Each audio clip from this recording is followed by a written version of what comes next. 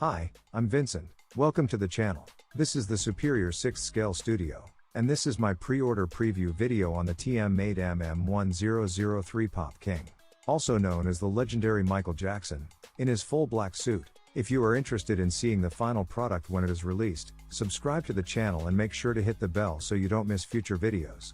I saw a few months back that TM-made had that Joker suit up for order, and the tailoring looked pretty great on that suit. So when I saw they were transferring that tailoring ability into making a Michael Jackson figure, I was immediately interested to see what it looked like. I'm really hoping they continue to make full figures down the line, as I appreciate seeing some more companies with great tailoring entering into that third-party market. This figure is estimated to be released sometime in Q2 of 2023. I ordered mine through 1/6 Kit. Please keep in mind this is a third-party, unlicensed, unofficial product. Unfortunately, this figure is sold out with Kit, so I have dropped the link below to Giant Toy because they still have some available. The link is for your reference purposes only. This is not a promotional video, this is a preview video on a figure I have ordered with my own money, and will be adding to my own personal figure collection. Now the asking price for this figure is also extremely reasonable. The prices was listed for at the time was just $235 Canadian dollars shipped, which really is not too bad of a price. It's about what I would expect a release of this kind to be priced at. Due to the lack of many accessories and a base, it means that the figure is even a little bit expensive for what it is, when you consider that it doesn't come with much. And as we will touch on in a minute or two, this figure is not perfect, it has its imperfections, so it needs to be under the $250 price point for many collectors to even consider it. Now for the $235 price point you do get a total of 5 hands. I'll be totally honest here though, the hands look very cheap and waxy. They are pretty much throwaway hands at the end of the day. You get the head sculpt, the full suit, the iconic hat, armband, and the microphone, as well as the mic stand. This figure also has the rooted hair, which will be very interesting to see how the final product turns out when compared to these promo pics. Now if we take a look at the head sculpt without the hat on for a minute here, you can see it's actually not a bad sculpt at all. You can definitely tell who that is supposed to be. And with Michael Jackson's appearance changing so much over the entire course of his career, you could have many figures to represent the different periods of time in his career. The hair looks like a proper style that would suit Michael Jackson. I'm just hoping it's not overly long or messy when it arrives freshly sealed from the factory. I like the hair and feel luckily, even if it doesn't turn out the best, it should be an easy one to fix up and make it an acceptable look. But it looks decent already in these promo pics, so I'm hoping that we will receive something close to that in final product quality. Now going back to the head sculpt, I would give this sculpt around a 6.0 out of 10. I think it's good, but not great, but also the price is super affordable. And a portion of his face as well as the hair would be covered up if you choose to display him with the hat on. Now if we take a quick look at the tailoring on this outfit, the jacket looks pretty decently fitted to the body. The sleeves look around what I would call an appropriate length. The shoulders don't look too padded out or boxy, which is good.